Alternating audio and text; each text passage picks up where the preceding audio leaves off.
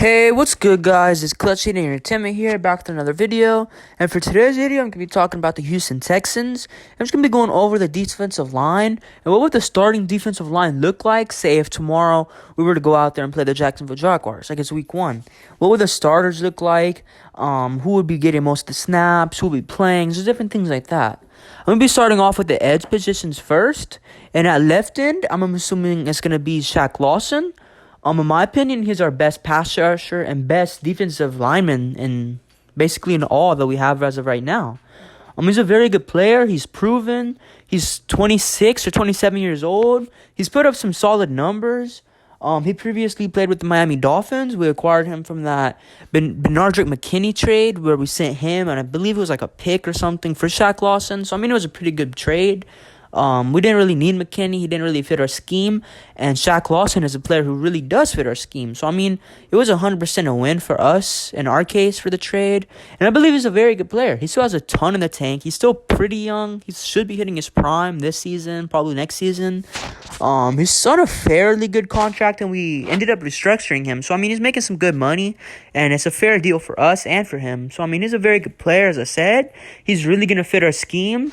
We're going to be running a 4-3 Tampa 2. So it's going to be 2 edge rushers, like 2 true defensive ends. So we're going to be like every down type of defensive ends, I would assume. And with 2 defensive tackles. So yeah, for left end, it's going to be Shaq Lawson. Not a bad option, as I said. He's our best defensive lineman.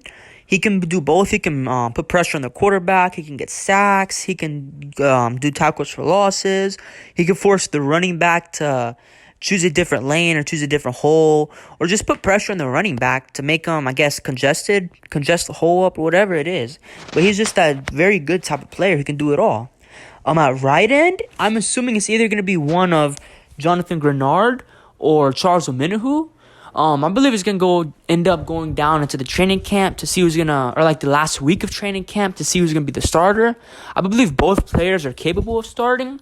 As of right now, I would probably say Charles Omenihu is obviously a little bit better than Jonathan Grenard. I believe Charles Omenihu had like 3 sacks last season. Take or give, maybe 1 or 2, somewhere around that 3 range. And Jonathan Grenard only had 1. And he was a rookie, but he's kind of an older rookie. I think he's going to be hitting 25 next season. And for a second-year player to be at 25, that's kind of old. It's not your ideal type of second-year player. But, he's for sure talented. He's powerful. He's fast. But one thing about him, he's mainly to be in pass rushing situations. He's not much of a run stopping type of defensive end. Or, he's more of an outside linebacker / defensive end. But when he plays defensive end, he's not one who's really going to be stopping the run like that. He's more of a pass rushing type of guy. So that's my case on why he really shouldn't start. But he should for sure get some snaps, like maybe split 50-50 with Omenihu or something like that. But yeah, for right end, it's either going to be one of Omenihu or Jonathan Grenard. And I don't believe either one is a bad option. Both are very good, high-level guys, high-motor guys. Both never give up. Both are always in the play. Both are always keeping their feet churning. They're just both very good and high-energy players.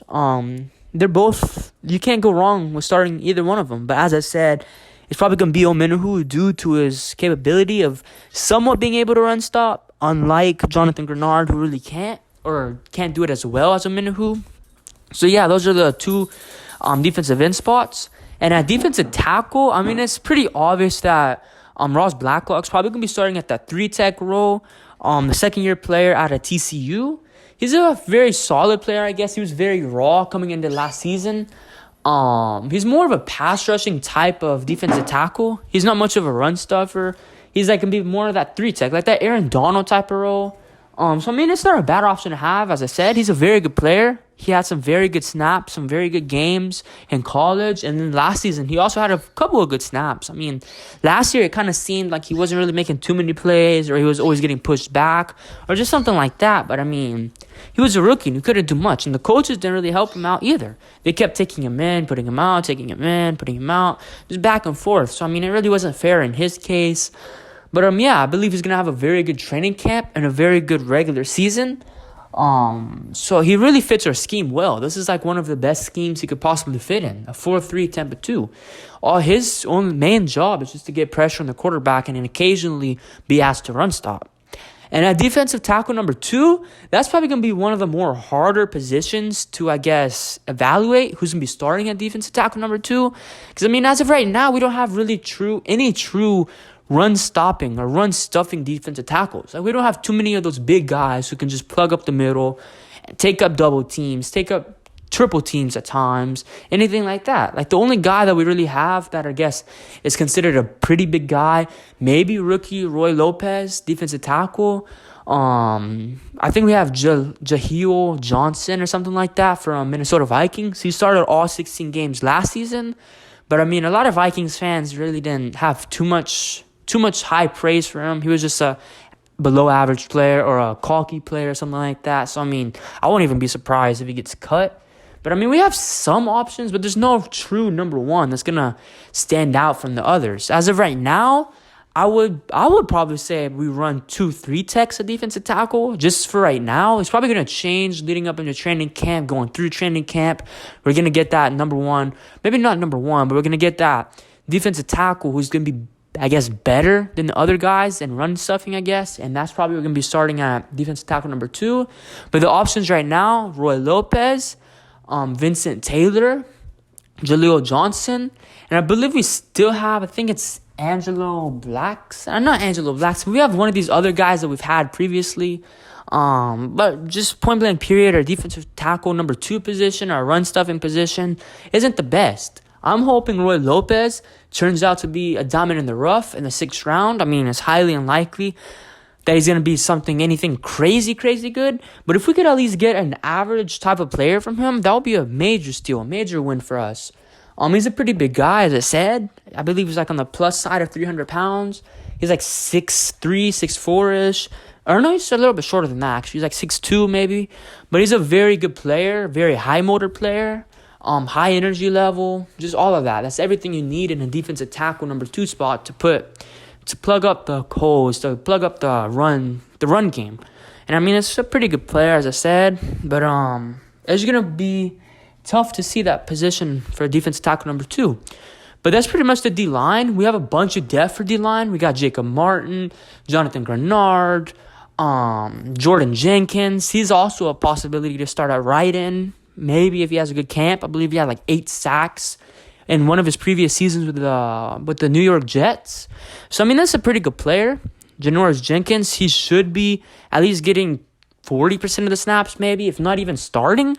Like, as of right now, there's just going to be a bunch of competition for the defensive line room. Like, we have a bunch of guys who haven't really proven much, that are just there to, I guess, plug up some holes, just make it the room competition. Put a lot of guys in that room. See who can come out of the room and be who's going to be starting. As of right now, I believe we have like maybe 13, 14 defensive linemen, maybe a little bit more than that.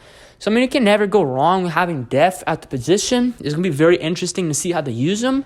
Very interesting to see if they run with 2-3 techs or 1-3 tech and one run-stopping defensive tackle. It's just going to be very interesting to see. But as I said, in my opinion, I see them running with 2-3 techs with Ross Blacklock and Malik Collins. I mean, in the run game, obviously, it's going to lack like crazy. Teams are going to probably be able to run all over us if we start 2-3 techs. But, I mean, in the passing game, we should be able to get a ton of pressure. With 2 pretty good defensive ends and then 2 what seem to be very good pass rushing D tackles. You can never go wrong with enough pass rushers on the line. But as I said, it's going to be a question in the run game. So, that's pretty much the D-line. It's going to be very interesting to say the least. We still have Whitney Merciless. I don't expect him to get too many snaps, obviously, because of his age. And he's just straight up not too good of a player anymore. Last year, we all saw that. He was getting pushed back. I think he only had like maybe 3 sacks last year as well. Nothing crazy, nothing at all. But, I mean, he's just here because of the money, because of the contract. So, yeah. But as I said, it's pretty much the defensive line room. Let me know what y'all guys think about the defensive line room down in the comments below.